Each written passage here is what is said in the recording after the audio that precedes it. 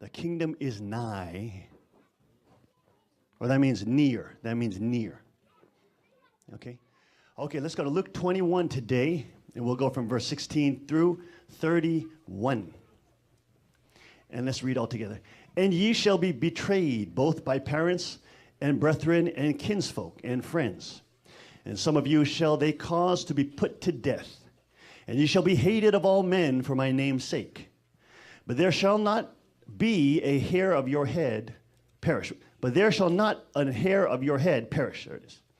In your patience possess ye your souls. And when ye shall see Jerusalem compassed with armies, then know that the desolation thereof is nigh. And then shall they see the Son of Man coming in a cloud with power and great glory. And when these things begun to come to pass, then look up and lift up your heads, for your redemption draweth nigh. And he spake to them a parable. Behold the fig tree and all the trees. When they now shoot forth, ye see and know of your own selves that summer is now nigh at hand.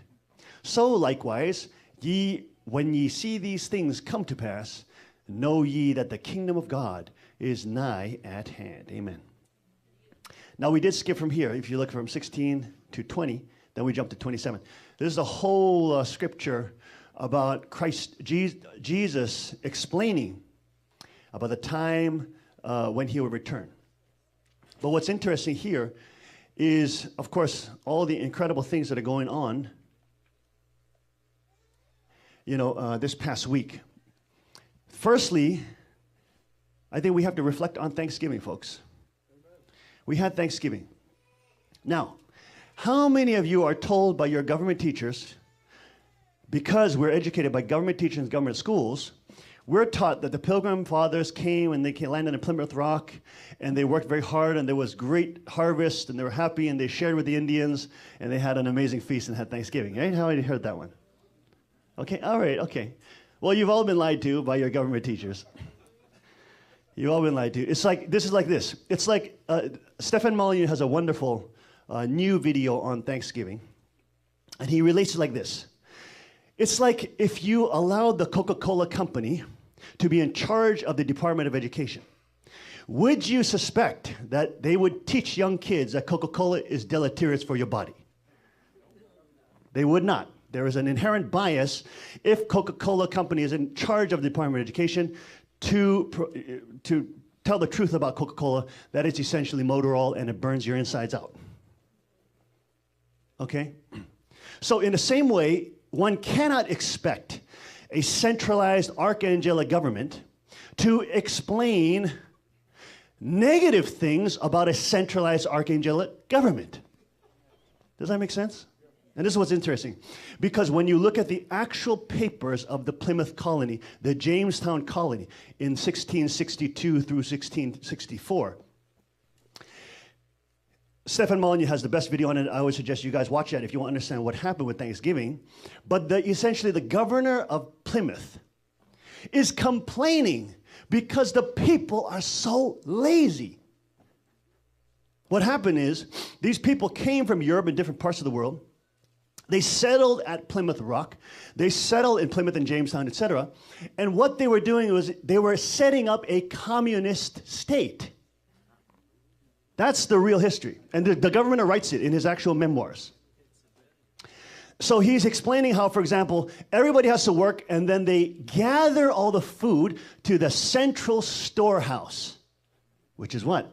It's redistribution of wealth. It is communism. Everybody works. Some people are more productive than others. Some people don't even work. Yet everybody's wealth is stolen, put into a big pot, and then the politicians get to redistribute that. Okay? So this was what was happening in Plymouth for the first 2 years. So the harvest was horrible. There was no productivity. In Jamestown, up to 80 to 90% of the Jamestown colony died to winter starvation because it was so unproductive. They had like 250 people in the Jamestown colony, the first Jamestown colony, and by the time the second winter was over, there was like 20 people left. 25 people left. Okay? So you had, in these early colonies, you had these communist communities.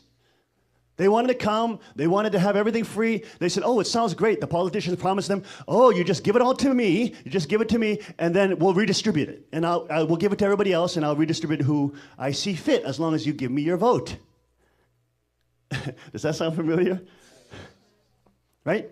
So this is how it was operating for the first 2 years. Now, they had a massive death rate because of this. By the second year of the Plymouth colony, the governor was writing that there's so many people that are dying, you literally have to step over the dead.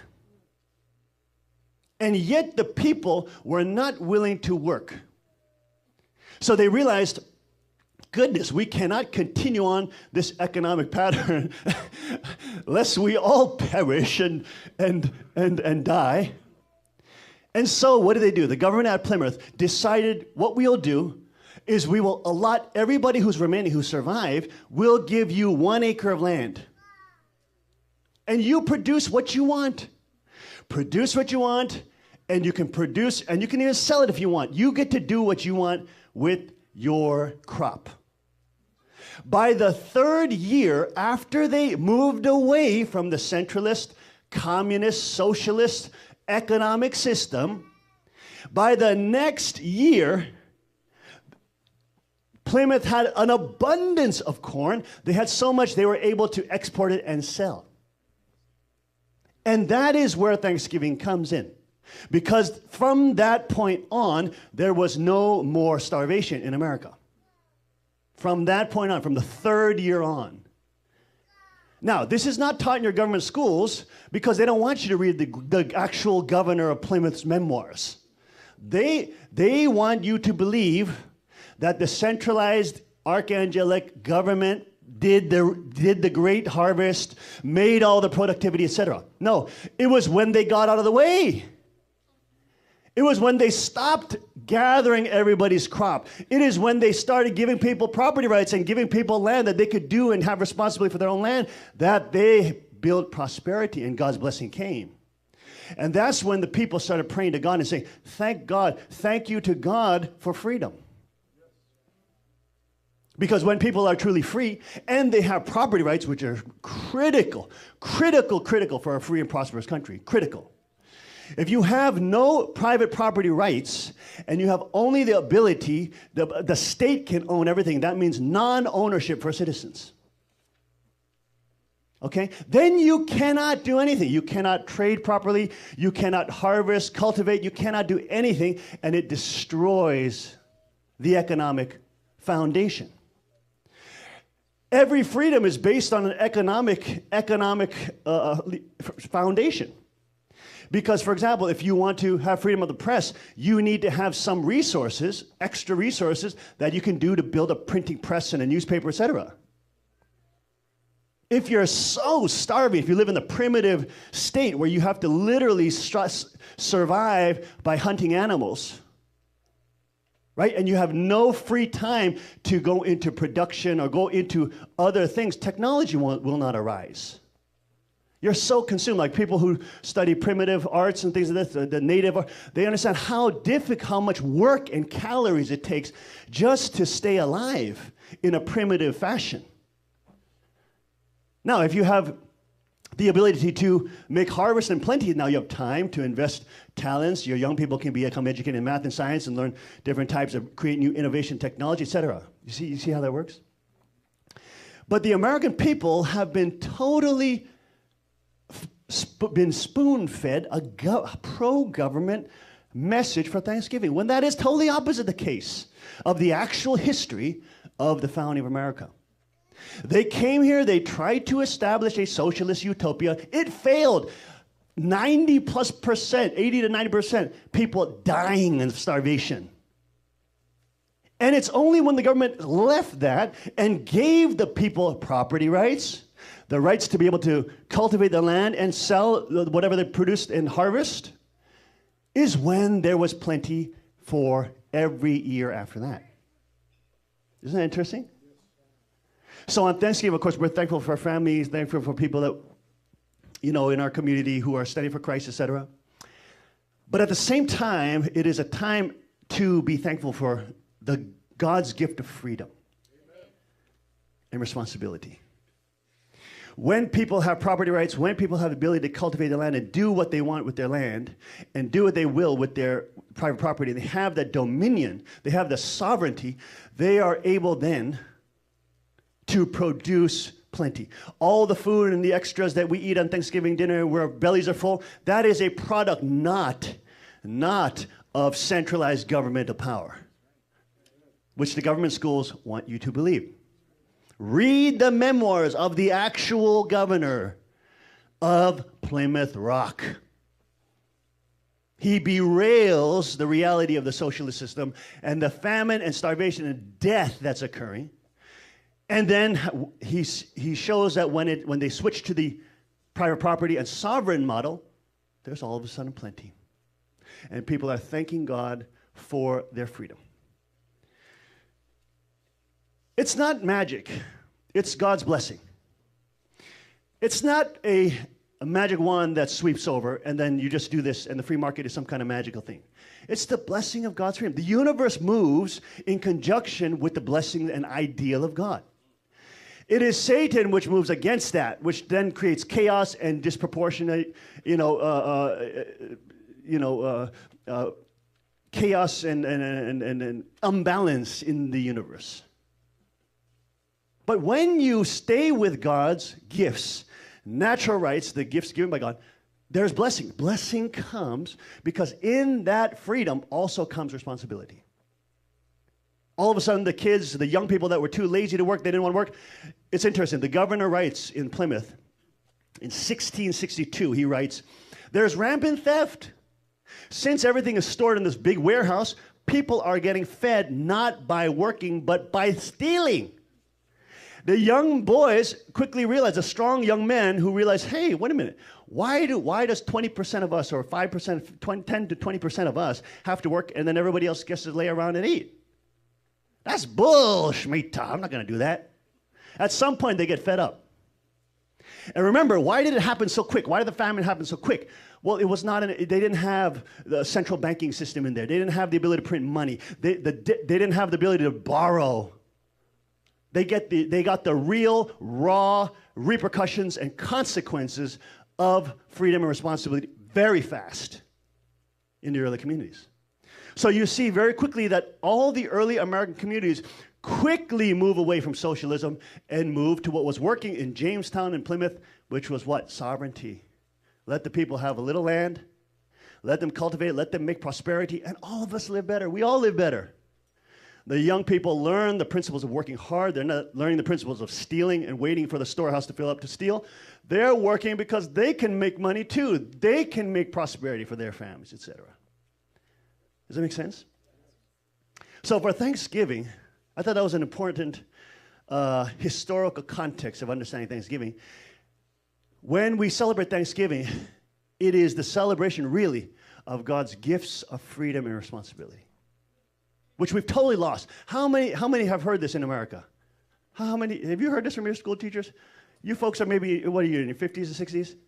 Right? Okay? This is the actual history of the founding colonies. But again, you can't put Coca-Cola in charge of the Department of Education and expect to get Coca-Cola is bad for your health message. Okay? There is an inherent bias when you have a centralized governmental power in charge of education. They will not teach the real history that a centralized archangelic governmental power was screwing everything up and destroying productivity and mass famine and starvation. They won't do it. So it's so important to get back to the truth of the Thanksgiving that we give on that day, Turkey Day. We give it because God's gifts are freedom and responsibility. Okay? Now, in light of that, we have so many things that are going on in this macrocosm. You can see. In America, we don't really feel it. But already in Korea, there is a massive, massive, massive movement. I mean, massive. It is so politically unstable now in South Korea because of the whole scandal with Park Geun-hye and this other woman that she was using to funnel money through and the foundation and all this corruption. Anyways, the Korean people are up in arms. There's a 4% approval rating for the president. 4% approval rating. Now, they were told that because she's a woman, everything's going to become great. That it's some kind of magic. Now look, we don't care if it's a woman or a man, as long as your heart and your mind is surrendered to God and you're pursuing the principles of God's natural rights and sovereignty. We don't care. We want Marine Le Pen to win in France and become the next president because she will be the new Donald Trump for France and help France recover from the depression. We want her to win. We have no problem with women president as long as you're not surrendering to mega banks and becoming a prostitute to the elite. You're surrendering to God and the gifts that He gave humanity and protecting those. Then God bless you. We will vote for you as a politician, as a president, etc. It doesn't matter to us. What matters to us is the preservation of God's kingdom, God's gifts to humanity. Now, in Korea, look at this. This is Seoul. And for the last month, there have been riots. Many of these have broken into violent riots in Korea.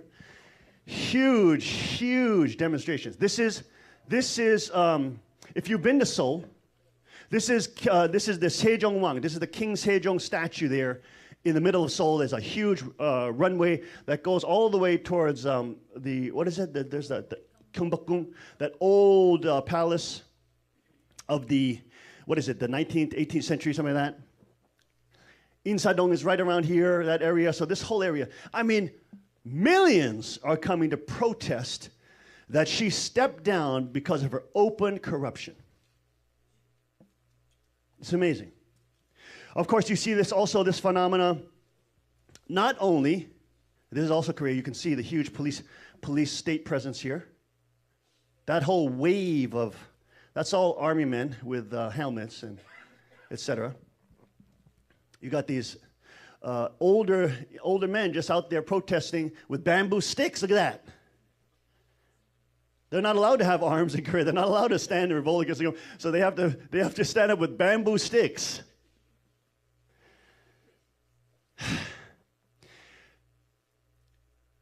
Not only Korea, but we see all the fallen Eve leadership is collapsing worldwide. Merkel is now saying that she will be going for the fourth term as the UN chancellor. Have you heard this in Europe? Germany, I'm the German chancellor. You've heard this? We have some brothers from Germany. Merkel says she was going, there's no term limit. She wants to keep going and going and going. Bringing more communism, more communism, more communism. Okay? And we see, of course, Merkel's popularity rate plummeting. People in Europe are realizing, my gosh, we have to wake up. We have to protect what we have. Otherwise, we will not have anything else. We have to get back to our Judeo-Christian roots. We have to get back to the strong families that created civilization. We have to get away from this relativism. We have to get back to our founding principles. Even in Europe, they're now starting to stand up. Austria's leader is starting to rise up. Le Pen, Marie Le Pen, France, right, Pierre? Incredible woman leader there who is standing up for freedom, sovereignty, etc. So you see a massive wave of the judgment falling upon especially the fallen Eves of this world.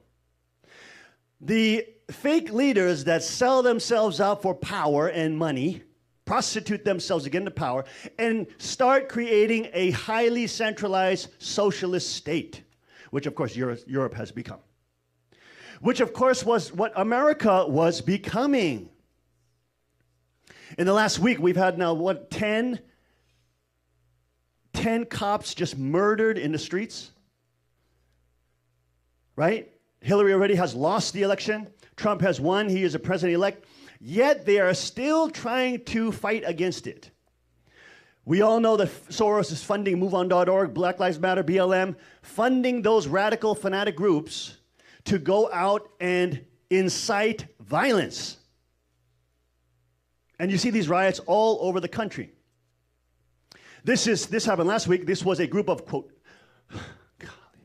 communists, they're wearing the hammer and sickle, folks. The hammer, do you understand how many deaths are under the red flag of the hammer and sickle? It is the most death-ridden flag in the history of the world. 100+ million dead under that. They of course want to say Donald Trump is a fascist because he wants lower taxes for Americans. He wants to have borders. He wants to have fair trade deals. He wants to make America prosperous and not implode it. So they call him a fascist. Yet they wear the red flag, which has murdered hundreds of millions of people in the 20th century. Because they think they're cool. They think they're smart. They think they're trendy. Now you can look at them here in Austin. This was a demonstration in Austin. You can see they're actually armed as well. Now, these communists are against, they are supporting the disarmament of the people. In a communist state, you would not be able to do that with arms like that on the street. They can only do that because of the Christian foundation of America that understood that citizens need the right of sovereignty and the right to bear arms. So that if the government becomes tyrannical, you can fight it and chase it out. If it becomes predatory, if it becomes evil, if it becomes parasitic, then the people have a power that is not metaphysical, a power physically that can chase out the predatory class. Does that make sense? These fools would not be able to do this in a communist country, which they're advocating. Do you see the irony of this idiocy? They're using the blessings of the freedom that they're railing against. They're out of their mind. These kids were walking down the streets of Austin, okay? They were saying, what's better than one dead cop? 2 dead cops. What's better than 2 dead cops? 3 dead cops. They're chanting this as they walk down the streets of the United States. And they are not arrested. They are menacing the public. They are carrying, what is that? AK-47s. They're carrying, what is it? Are they carrying AR-15s? Anyways, they're carrying high-powered rifles because it is a constitutional right. And then they're calling for the death of police in America. How insane is that? They are inciting violence. They are menacing the public. These are illegal activities. That is domestic terrorism. You cannot brandish a gun, walk down the street and say, I'm going to kill people. Then you can actually legally be killed. You cannot do this. But why are they protected? Why are these liberal, fascist, communists protected? Because the establishment is these people, folks. They do not arrest these people. If you had Christians walking down the street with AK-47s and AR-15s, okay, saying, kill, death to gays and death to, etc., they would be immediately arrested. They would be immediately, this happened last week. This happened this week, this past week, through Austin, chanting death to policemen. Meanwhile, across the country, there's now 10 deaths of cops for no reason. People just walking up behind them and shooting them in the head. These cowardly, liberal, progressive, regressive. Most of them are just, rich white kids. Trying to get over their white guilt. Trying to be like, I'm a hero, savior for the minorities. When you're the ones trying to enslave the minorities. Walking around, getting back on cops, shooting them in the head and running away. What kind of fight is that? You want a fight? You give the cop a fair fight. You don't run and assassinate him from behind while he's filling up his gas. You see the cowardice of these fools? These fools don't want to fight. All they want is to have power. By any means, to evoke fear. That is the definition of terrorism. These spoiled, rich white kids who are being paid by George Soros to be regressive and politically activate, and then they become the handlers for the minority communities to keep the minority communities on the plantation so they cannot become prosperous, and they cannot break away from the system, and they cannot have their own sovereignty, and they cannot have their own wealth and prosperity.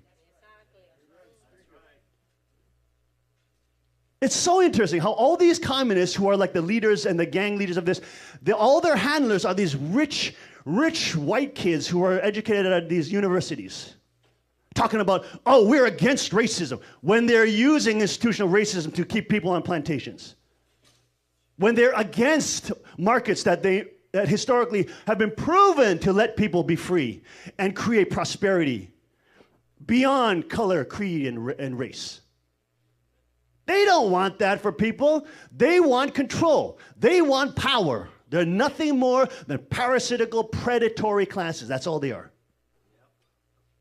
And thank God there are record numbers of blacks voting for Trump. Thank God there are record numbers of Asians voting for Trump. Thank God there are record number of Hispanics voting for Trump. Because why? People are fed up with this. They can see right through it. The mainstream media is a bunch of baloney. Everybody knows that they're a pack of lies and they're full of deceit and deception. That's all they are.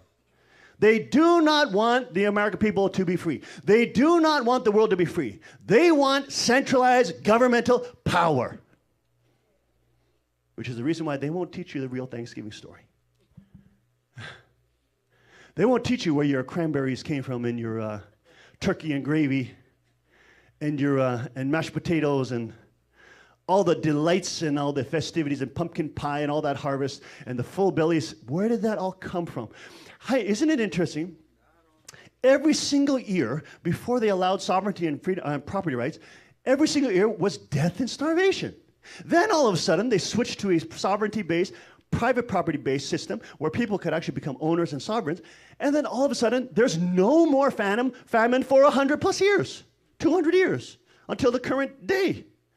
No more starvation. It's not like all of a sudden the winters got milder for 150 years. We had massive winters, very cold winters just 2 years ago.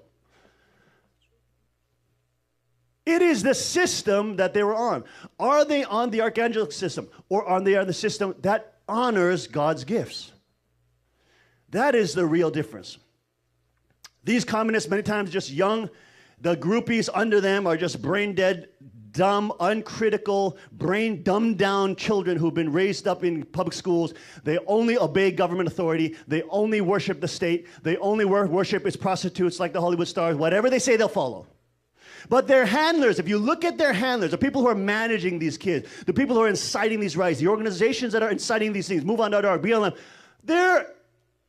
they're led by these elitist, predatory class that many times are just rich white kids that are then infuriating certain people in the African American community. Then they'll set that person up to be the handler for the blacks. Then they get an Asian guy to get a handler for the Asians. Then get a Hispanic guy to be a handler for the Hispanics. Keep them on the plantation. They don't want you to be free. They don't want you to enjoy the God's gifts of sovereignty, kingship. This is what happened in the early 1660s. This was a battle, and it's happening right here. We're seeing it. This was last week, folks. On the university campuses throughout the country, there's a university in Texas that was demonstrating, hundreds of kids coming out saying, you're racist, you're homophobe because you voted for Donald Trump.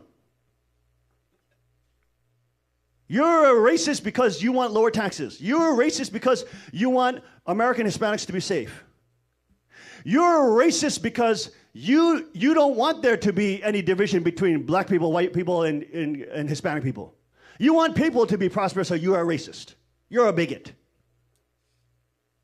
They're walking through the streets of their university with the hammer and sickle flag, the blood flag of 100 million dead by democide, 100 million plus, folks. These fools are walking down their university campuses. What the hell are they learning in college? They're learning communism, folks. Why? Because all those colleges are state-sponsored, state-funded, endowments primarily come from the state. You cannot expect Coca-Cola to be in charge of Department of Education and give a negative report about Coca-Cola. There's not one American flag there. Not one flag for freedom and sovereignty. There's a Mexican flag. There's a communist flag.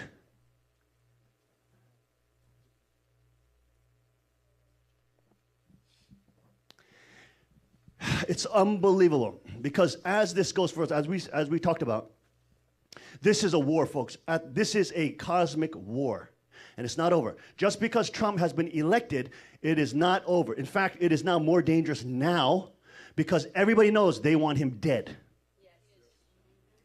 Jill Stein, who was part of the Green Party, who took votes away from Hillary Clinton, as you all know, this week came out and she's saying now that she's going to have recounts in Wisconsin, in Pennsylvania, in only states where Trump won by a margin. They're not going to have recounts in like New Hampshire, which had a difference of 2,000. Hillary won by 2,000. It's a very small margin, 2,000 votes. They're not going to recount that. No, they're going to recount Pennsylvania, which had a 70,000 person margin. They're going to do Wisconsin. How many did I have? 40,000? Anyways, 30,000. Much more controversial are the ones with smaller margins, like New Hampshire, 2,000 votes. That's really controversial. So with no evidence that there is hacking, with no evidence, and remember, right before Trump was elected, Hillary and the whole DNC was saying, Trump did not answer the question. He said he's going to go against he's going to do a recount. He's going to call for a recount if he doesn't win. He's a sore loser. Every time he loses, he just says, it's the establishment. Remember this? Yes. They were saying, how immoral is that? How immoral that Trump would not agree to the results of the election. Dare he say that he would call for a recount? Once they lose, what are they doing? Calling for a recount. Remember, 3 weeks ago they were saying, he is un-American, he is shaking the foundations of our democracy because he says he's going to recount. 3 weeks later, after they lose, what do they say? Let's recount. This is the idiocy of the left regressive. And of course, we know the right is not perfect. 50% of them are crooks. They are neocons. They're selling this country out to war. 50% of them need to be thrown in jail with Hillary as well. Trump is putting in those people like Jeff Sessions, Mike Pompeo, people who are not perfect, but who have a much better record standing for sovereignty rather than communism. Unbelievable. Jill Stein coming out saying she wants a recount only in Trump states. Of course, why? Because she's an opportunist. Why? Because she lost so pitifully. Why? Because she stole from Hillary, and now she wants to, quote, make it up, but really she wants to make money and walk away with $7 million, which she raised in 2 days. Hillary is, of course, supporting it now. So they are in an attempt going full turbocharge, full throttle, all the way. They lost it. Even the media buckled to it because why? All those scandals of the Satanism and the spirit cooking and all the connections to the pedophilia, etc. All those things were coming out. They said, okay, it's going to take us all down. But after that, the riots kept on going. Why? Who was funding the riots? We know George Soros was funding the riots, the mega banker, the Nazi collaborator, the evil criminal, international criminal, funding these organizations to continue to riot. Now the riots failed en masse. Now he's trying to weaponize them to say, kill the police, just like they did in Ukraine. Just like they did in Ukraine. As he weaponized them and said, oh, you got to kill the police, the police are after you. The police are the lowest form of government, folks. They're the closest to the people. They're the local level. The problem is not the lowest level of government. The problem is the dang predatory class running the show. That's the problem. That's what Trump and his group is promising to go through. Now, obviously, we have to watch. If he keeps those promises, if he really goes after them, drains the swamp.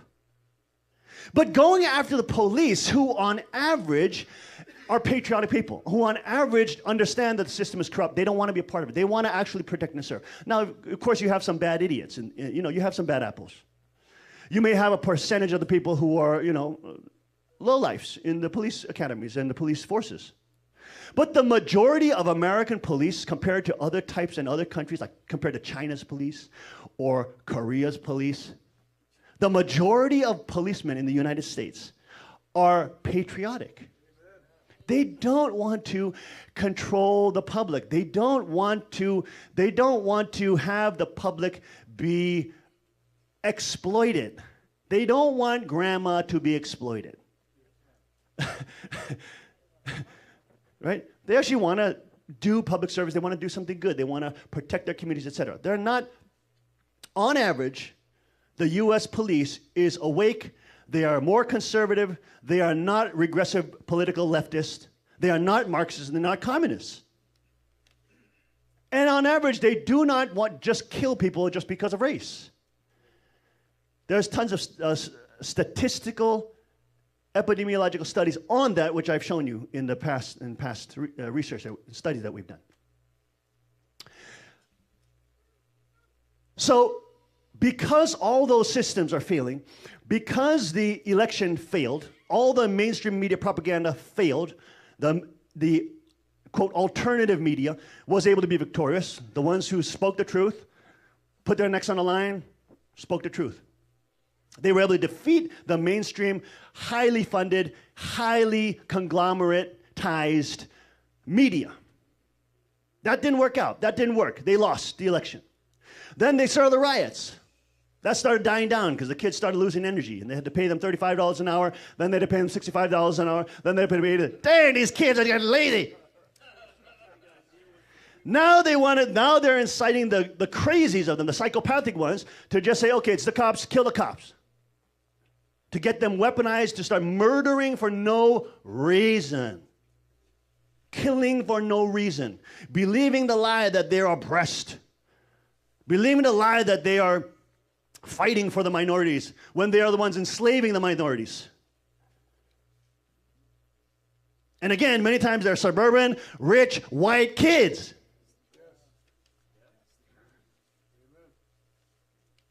Total idiocy. So those things have failed. And then at the final hour, of course, now they're trying to go full throttle, try to create utter civil war, and or we know what may happen. We've talked about it many times.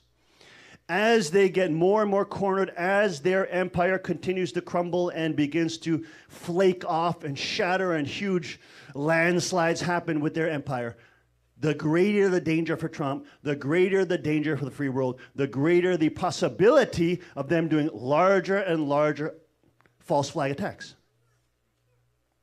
Get us into war with Russia. They're through Merkel, of course, as you heard probably last week. Merkel is announcing that Europe will create its own standing army, separate from NATO. They say, okay, America, you're not going to start the war with Russia. We'll have Europe start it with Russia. Even though they'll wipe Europe out if they do that. Anything to stop this revolution of sovereignty that is happening all over the world. Anything to stop this from them losing control of their plantations and their human farming systems.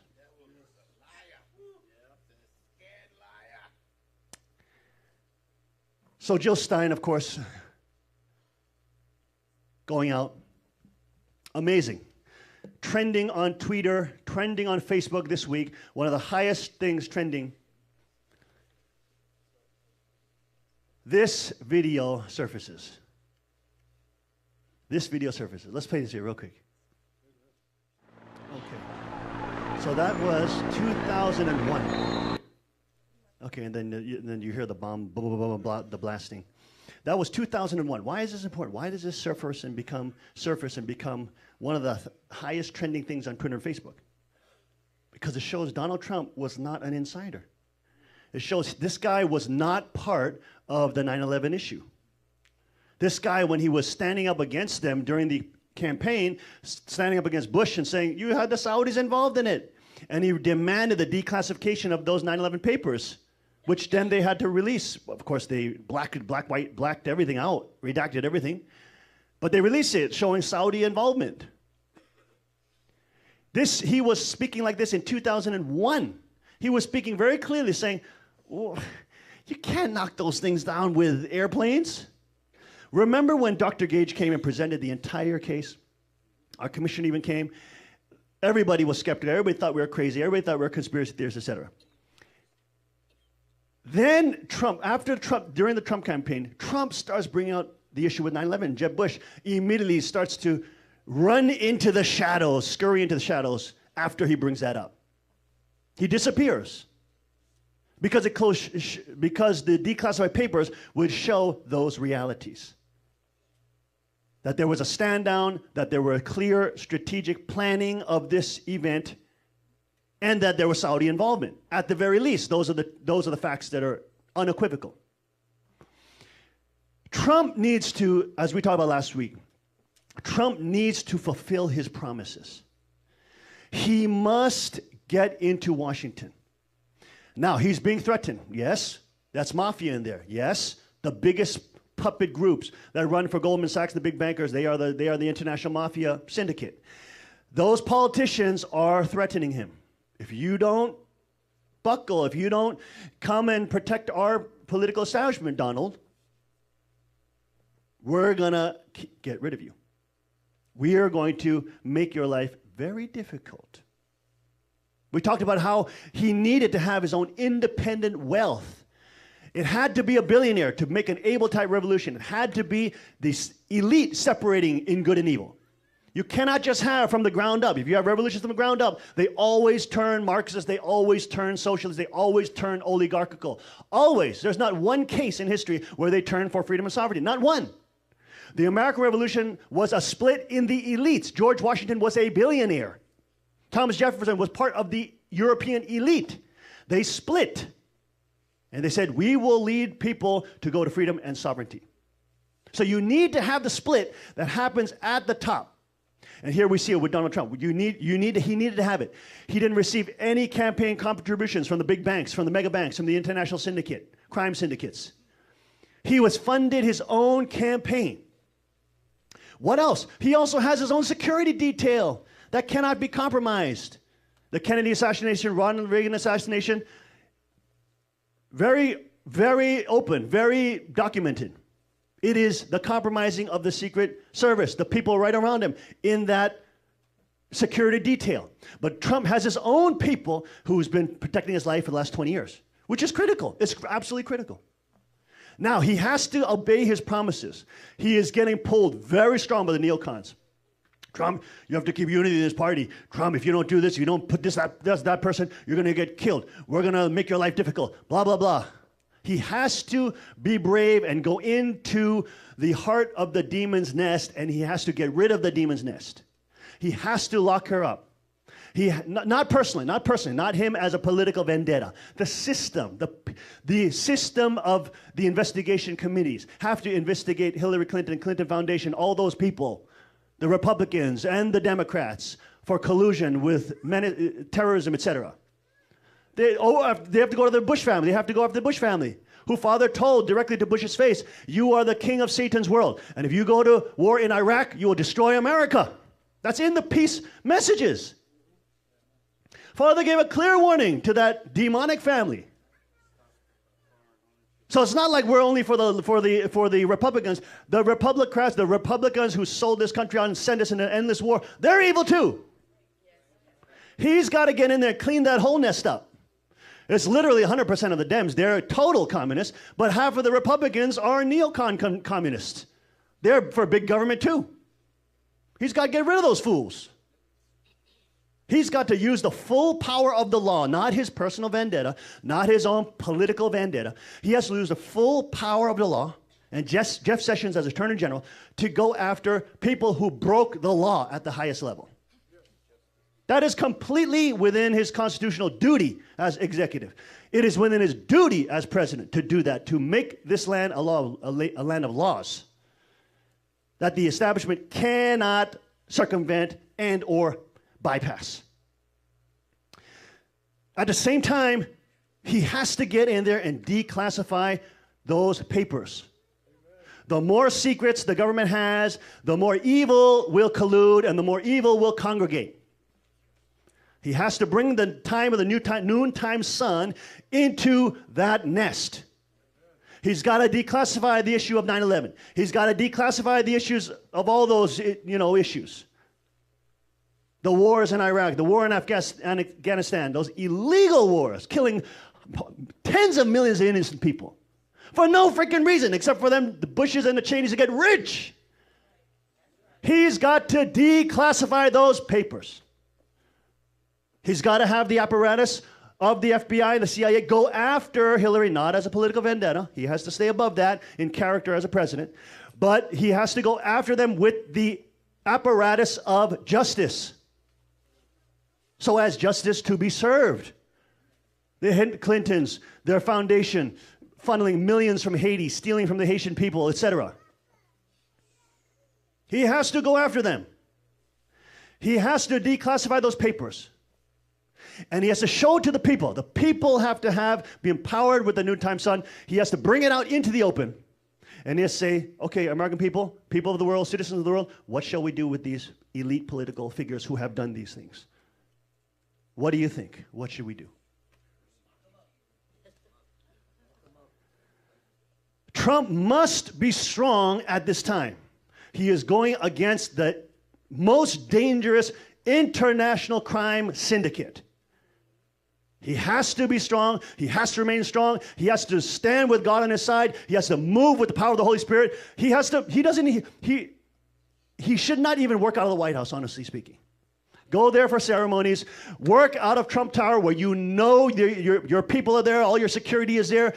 The White House is dangerous. At night, there's assassins that know that place back and forth.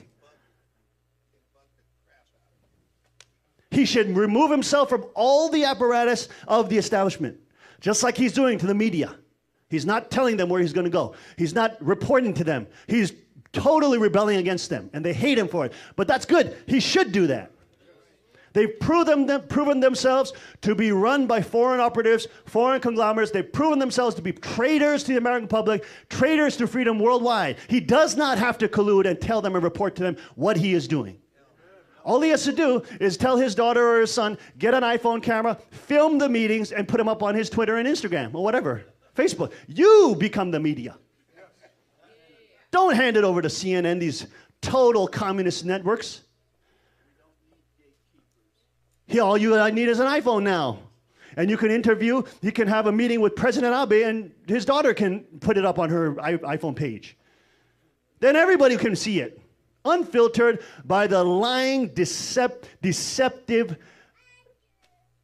disinformation agents, which are known and proven to be liars. He should depart from every, quote, tradition of the president. Why? Because they want him in that tradition, because then they can kill him easily. They want him to bow to the media and report to them every time he goes somewhere.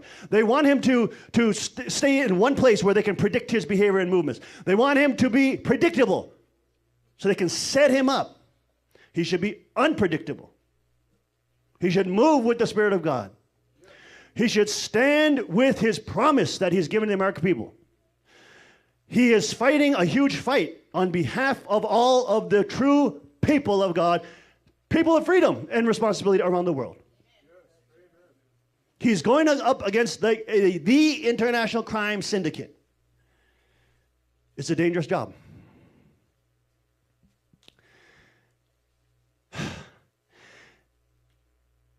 Trump, more than ever at this point, needs our prayers, not because he's some perfect savior or something. He's some kind of white savior. No, the guy's he's an idiot in many fields. He's an idiot. He admits that he's an idiot in many fields.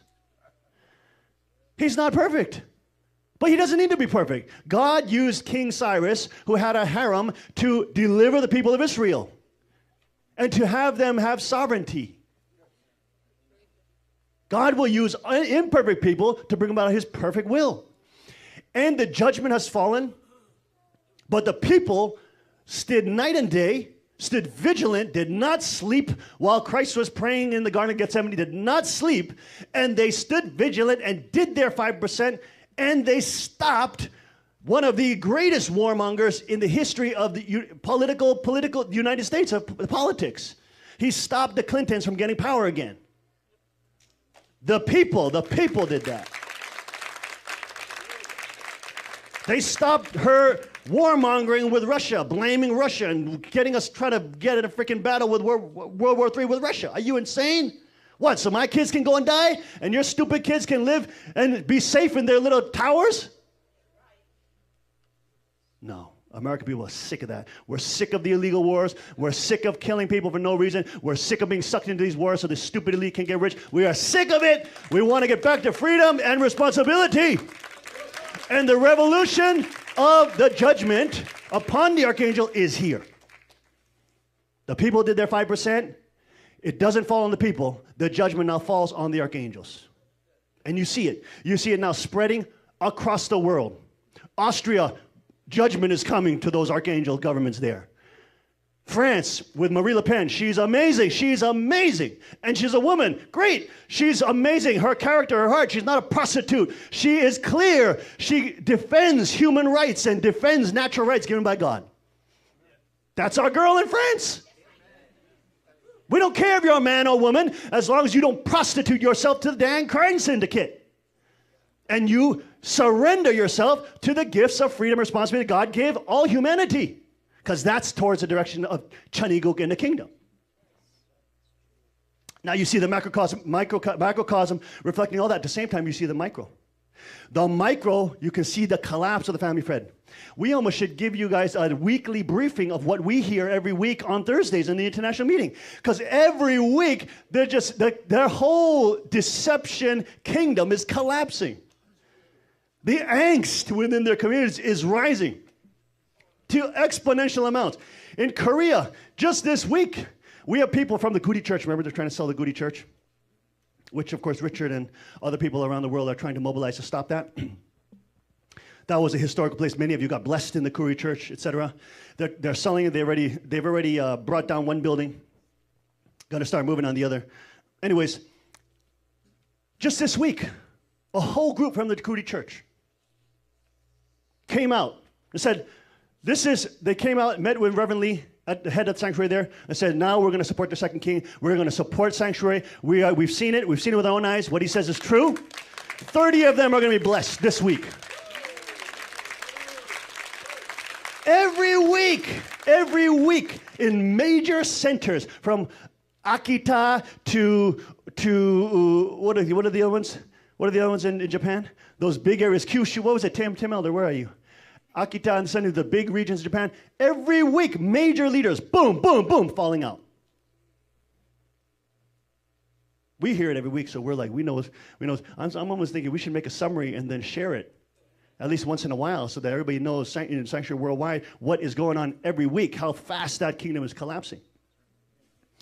A system founded on deception, lie, on betrayal, on political gain, on prostituting yourself for power, that is not a civilization.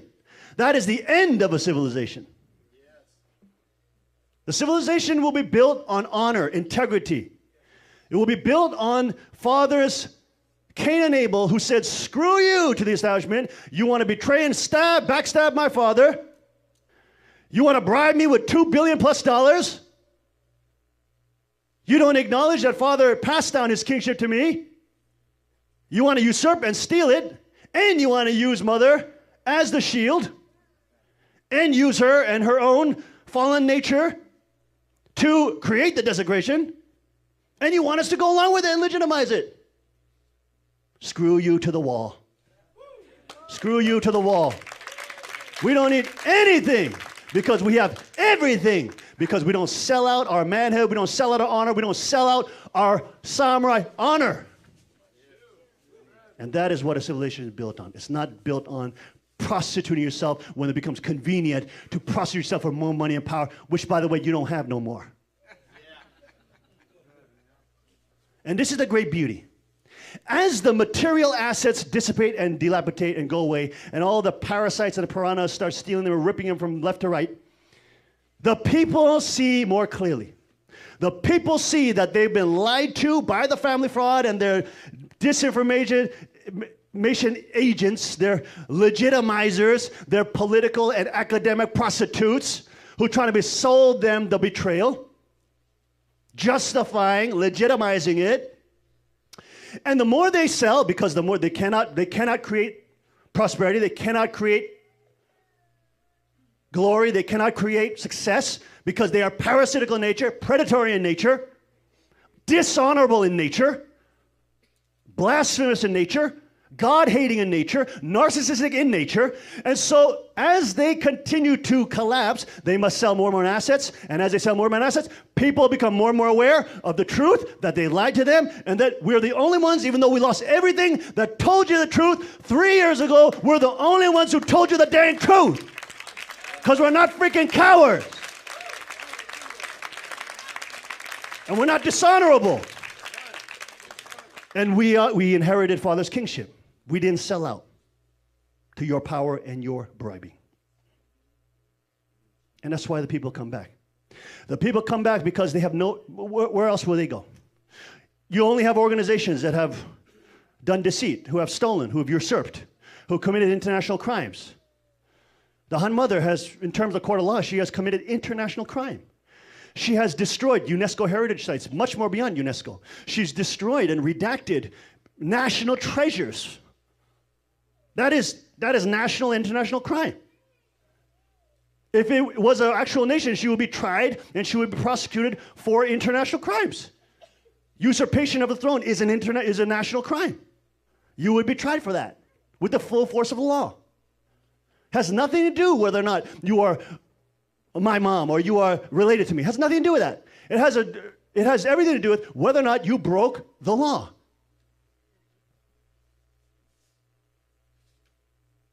And as they have created their culture and their civilization upon that foundation of deceit and lies and secrets, etc., their kingdom is in a vortex of spiraling death.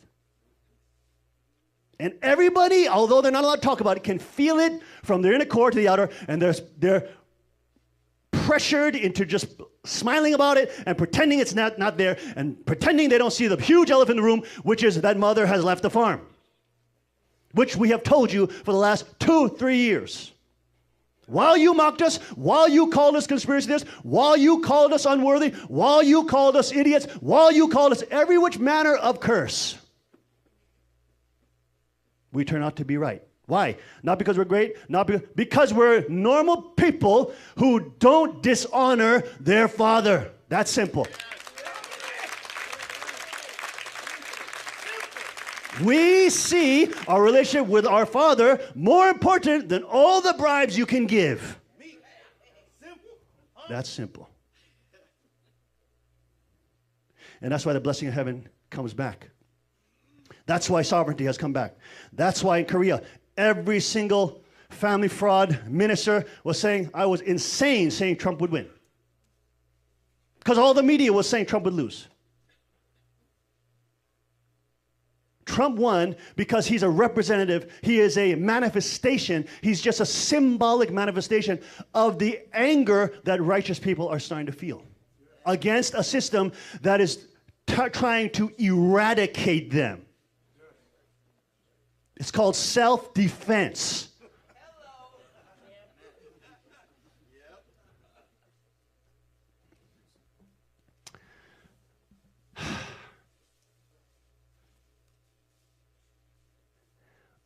The micro and the macro are moving so powerful.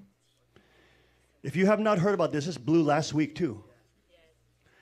This is now even more into the reality of the Podesta files, the WikiLeaks emails that have come out, showing not only Podesta involvement and Hillary Clinton administrative involvement in crazy satanic rituals like spirit cooking and Marina Abramovich, these absolute Satanists. These are the people she runs. This is her spiritual community. Jay-Z, Beyonce, Lady Gaga, and Marina Abramovich. That's her spiritual community, folks. Great job. You're only surrounding yourself with Satanists. And at the root of Satanism, we know. The root of Satanism is the defiling of the innocent, the most sinless, which is what? Kids. If you can get them in the womb, they like that even better because they're even more innocent. It's the defiling and the desecration of God's children.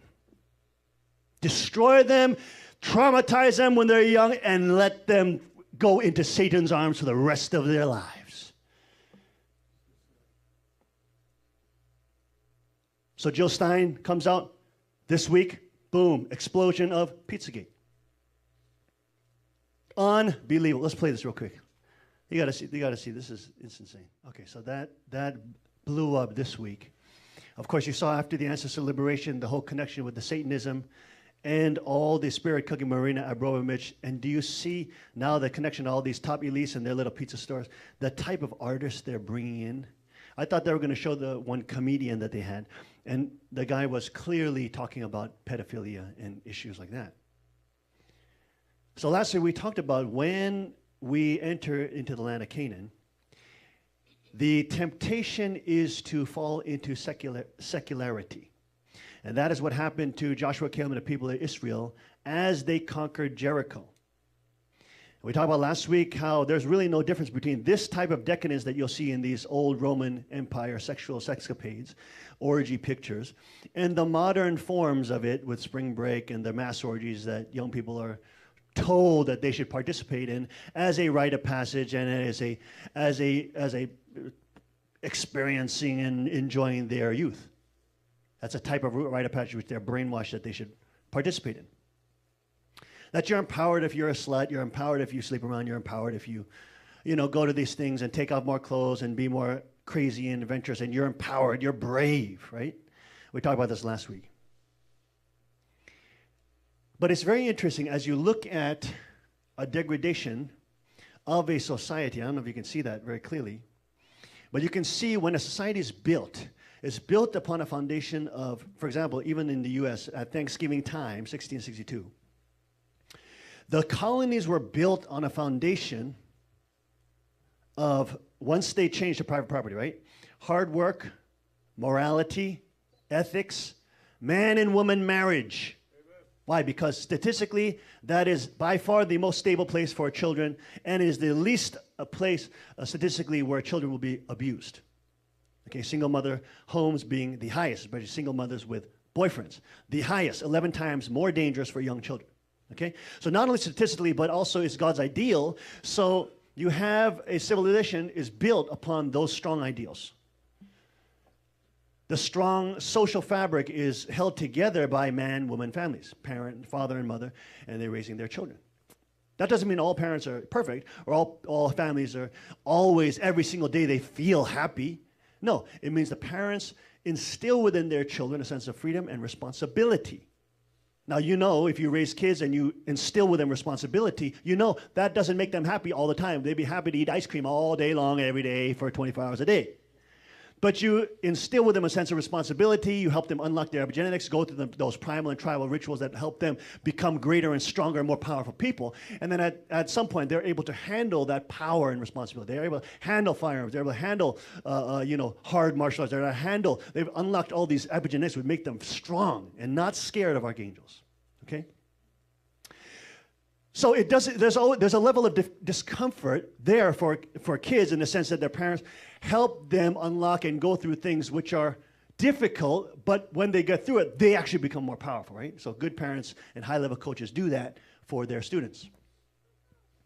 But as you have moral degradation in society, such as these kind of things and the kind of glorification of these kind of things, then you see, now we're prosperous or wealthy, so woo, let's go party, yeah, we're party, just gonna go and as we talked about last week, it's so easy to get people into mass hysteria in these kind of parties. All they have to do is hire a couple bikini girls, dance up there, have loud pounding music, boom, boom, boom, boom, boom, boom, and then the girls just take their clothes off.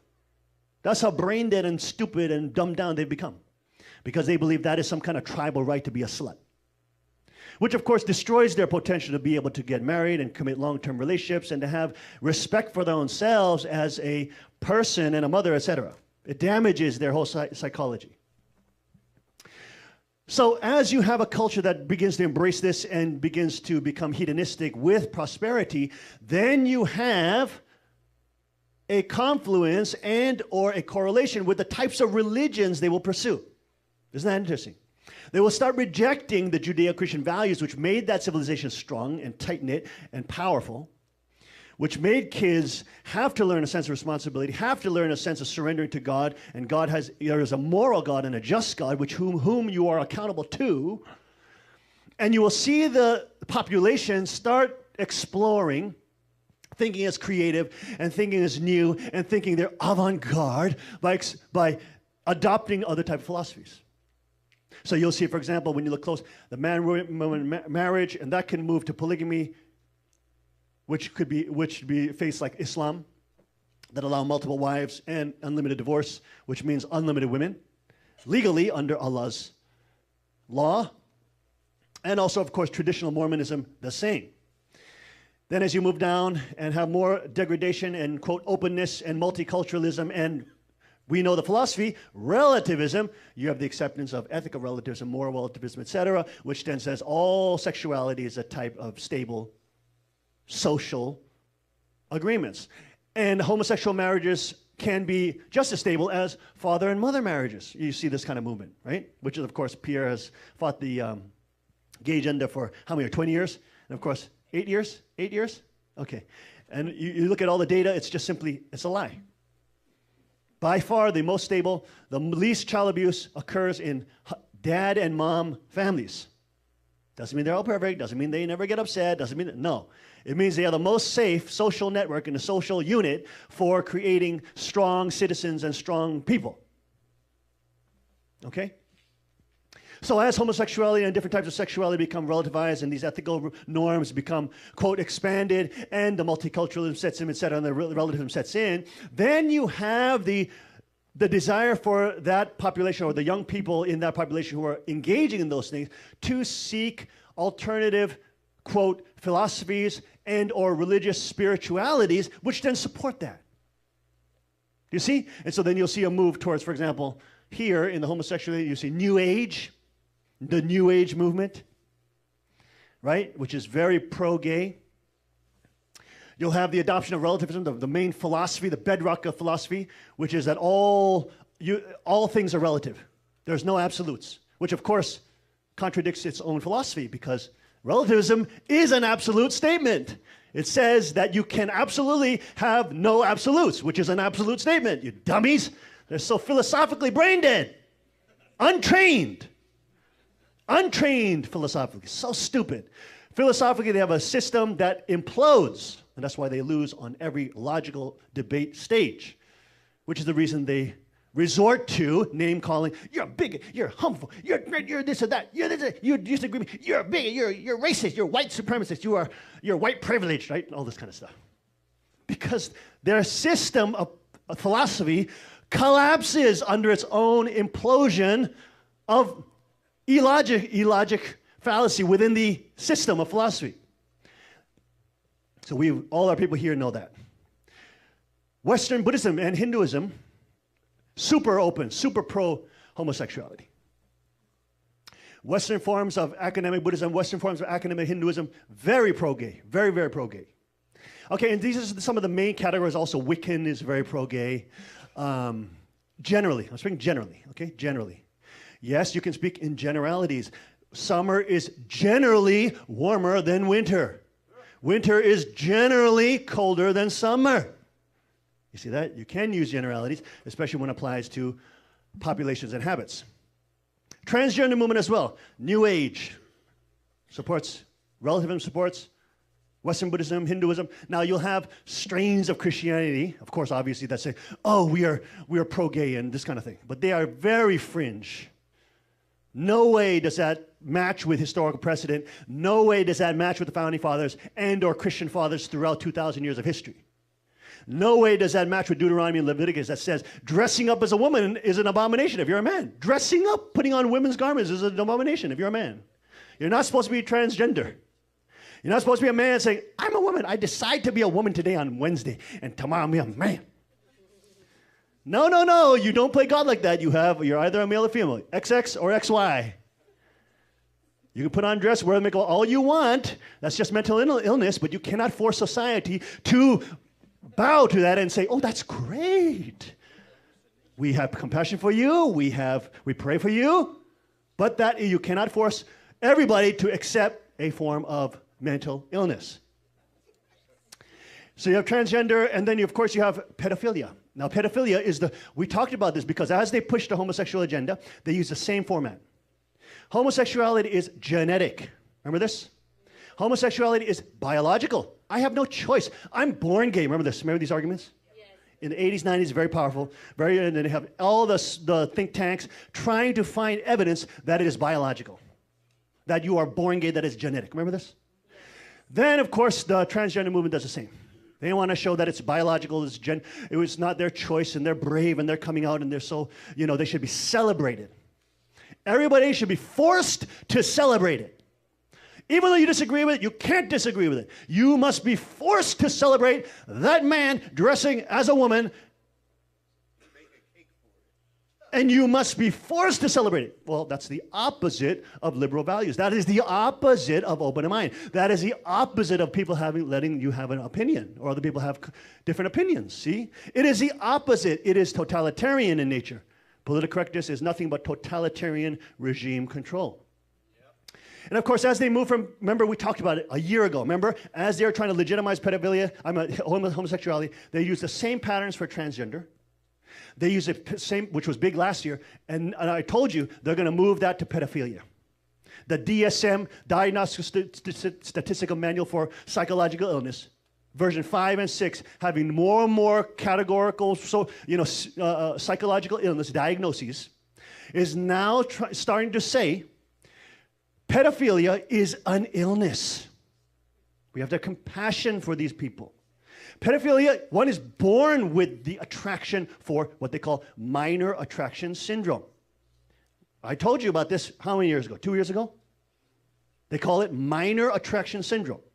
Okay? So this is the open legitimization. This is the open attempt for the regressive left and the Satanists, Luciferians, and Wiccans, not all of them, but many of them, which delve in sacrifices, which delve in child sacrifices, which delve in the abuse of children. You see, those religions, and not only these, some New Age religions too will do this as well.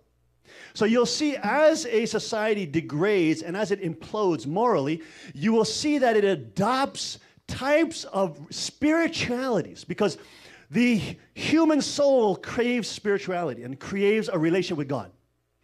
And as it becomes more evil and decadent, as good becomes evil and evil becomes good, and that which is hateful in the eyes of God is good in the eyes of man, then there is an attempt for human beings to try to legitimize their desire, their evil desire, in a spirituality, in a religion, in a recognized form. Pedophilia being recognized as an illness. Pedophilia recognized as a genetic issue. Have compassion. Remember the same argument for the homosexual argument. The same argument for the transgender. Now the same argument for, quote, minor attraction syndrome. And of course we see, pushing further as well, genetic attraction syndrome, which is mother having sex with their son, son having sex with their father, father having sex with their daughters. And we saw the left was pushing more and more this type of culture, this type of deviant sexuality, trying to push that into the mainstream and forcing it down your throat. Companies were being punished if they did not hire homosexual employees. Major companies came out and said, we will not serve people who are against the homosexual political agenda, like Starbucks. They said, screw you to the wall to all their customers. That was unprecedented. You saw this a couple years ago before Trump won. Unprecedented bullying from the people who claim they're tolerant. Unprecedented political correctness bullying to anybody else with a different opinion, especially if you're Jewish or you're a Christian, but especially if you're a Christian, because the Jews are more of a minority. It's all about guilt-shaming the actual civilization that created freedom and responsibility, the actual civilization that protects children, the actual civilization that protects the stable unit of father and mother marriage, the actual civilization that protects and creates freedom and responsibility, and the entire revolution that covered the whole world of freedom for the last 20th century.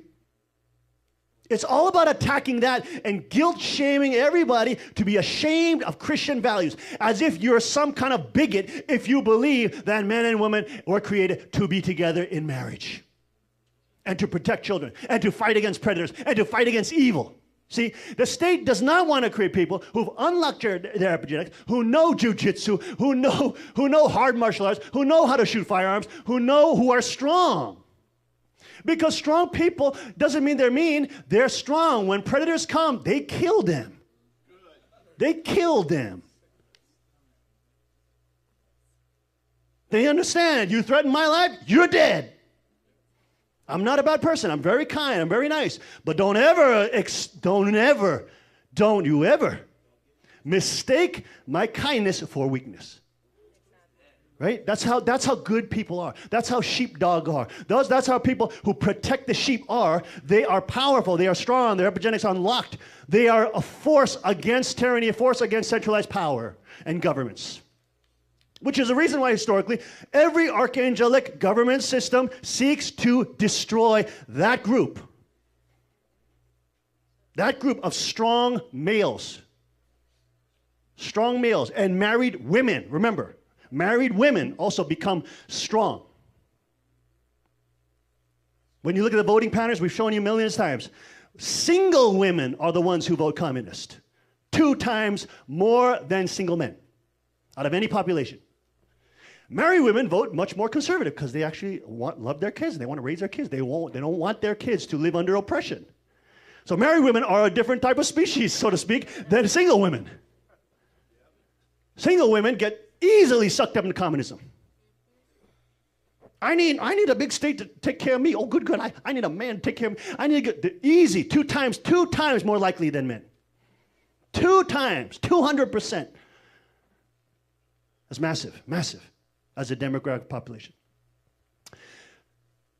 It is very clear that as a society devolves and starts adopting this, bringing this in the mainstream, and the elite, as you can see, the elite involved in the satanic worship, the Wiccan worship, the pro-abortion movement, look at what the left has been pushing. They are for killing of young children, babies in the womb. Those are human beings with human rights. It is not a woman's right to murder another human being. So you cannot murder a baby who is alive and a human being.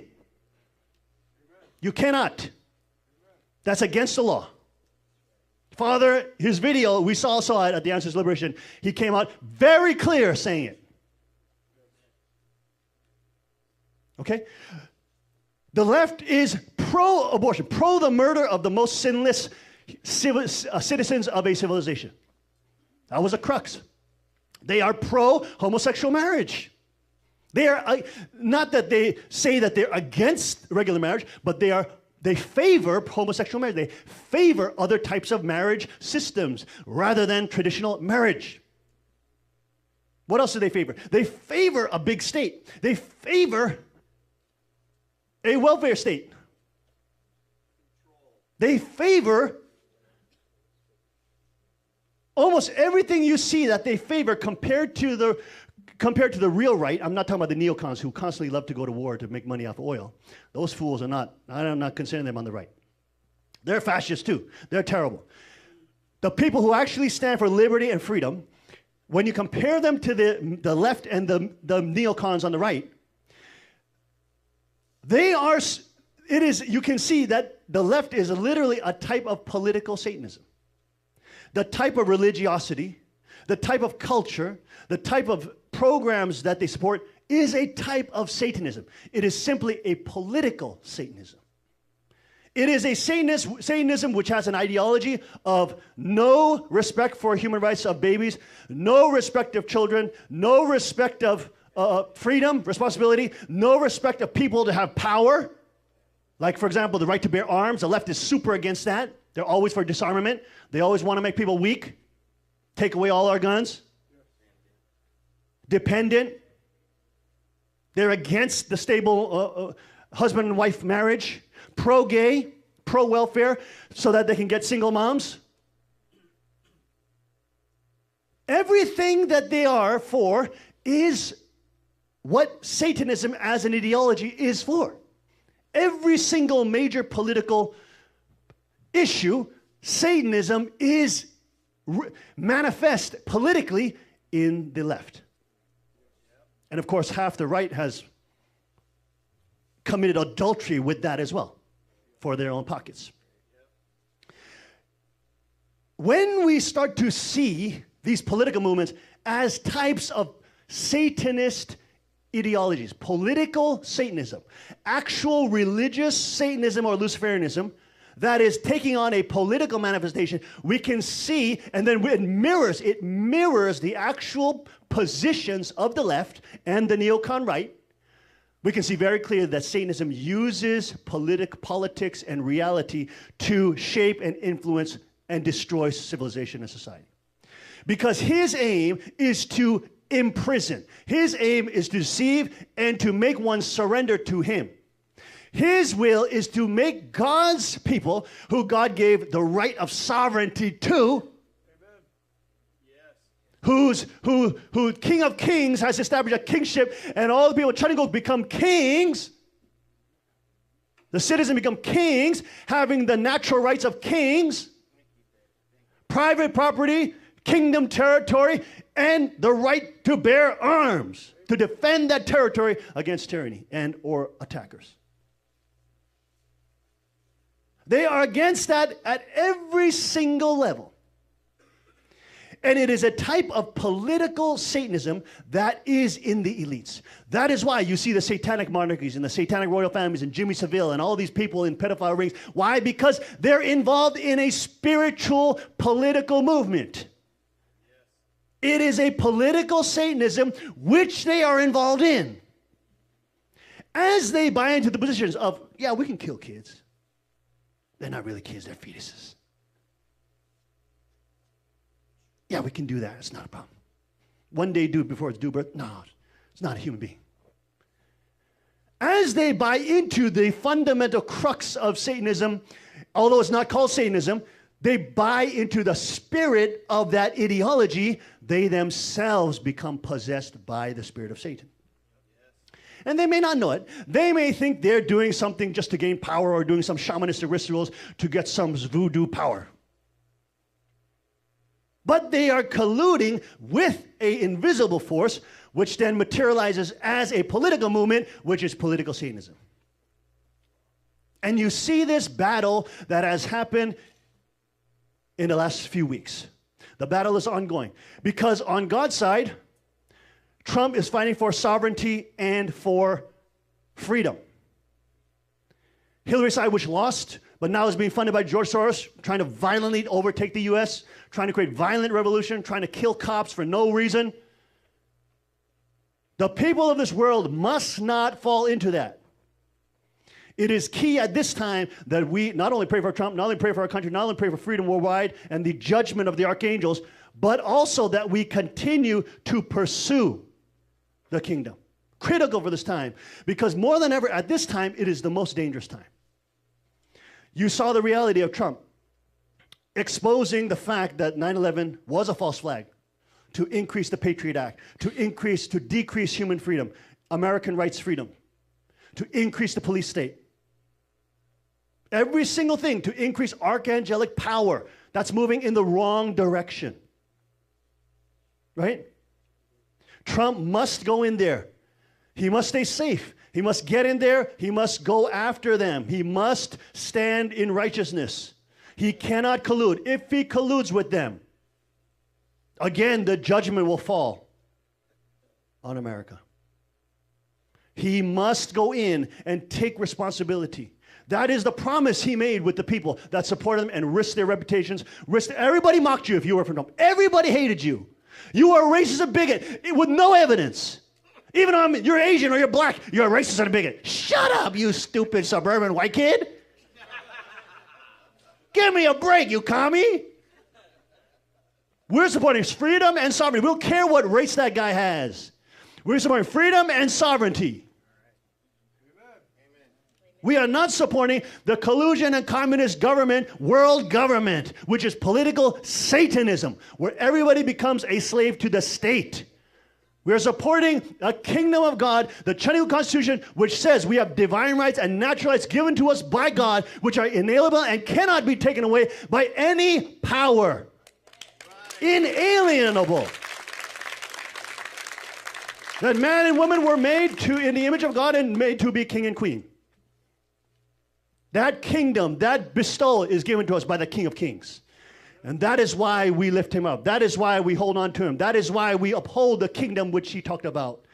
Because that is a kingdom which actually will bring prosperity. That is a kingdom which will actually bring freedom. That is a kingdom which will actually bring morality. That is a kingdom which will bring the end to evil in that sense. Doesn't say that there will be no evil, because people have free will. But it will bring collectivized evil. It will bring organizational evil, syndicated evil to an end. And that kingdom must spread to the world. So insane, folks. These people at the top, now they're totally exposed. They are not only politicians, they are involved in the political Satanist movement. Yes. That's really what it is. It is the political form of Satanism. And as the people of God become more clear in what exactly it is they're fighting, they will realize what a death battle this is and why it is important for the people to recognize their God-given rights, the divine rights that God has given us. Lord, have mercy. SOS, come on out. Folks, as we have now 50-plus days. We only have 50-some days. Oh, I'll bring my some real quick. We only have 50-plus days before the administration takes place. We have to pray for the riots to be overcome. We have to pray for unity in the states so that people can come under, Kanye West. The guy said, hey, we're all Americans. Let's support the president. That's all he said. Within 1 hour, they put him in the psych ward and they say they diagnose him with all these diseases. Give me a break. You got a black man that come off the plantation and said, hey, let's support the president. And they put him right back in a psych ward. That is outrageous because they know he can reach 1 billion people and turn this away from this violent revolt that Soros is trying to pay for. We have real demons in this world, folks, real demons. Let's see what Father says real quick. When you go to that other world someday, what will you say to God, who has been guiding the work of redemption and who took great pains to this day to find one Adam? From Genesis up to the present day, God has been seeking his perfect son, Adam. You all know the principle. This is the weapon that can save countless lives. That is the King of Kings, folks. It's all about our relationship with him, all about the kingdom that is coming, and our relationship to the King of Kings. So as we worship him today, give him all the praise, glory, and honor. Let's all rise and offer these songs of praise and thanksgiving. Wow, thanksgiving, remember, thanksgiving for the freedom and responsibility God has given us.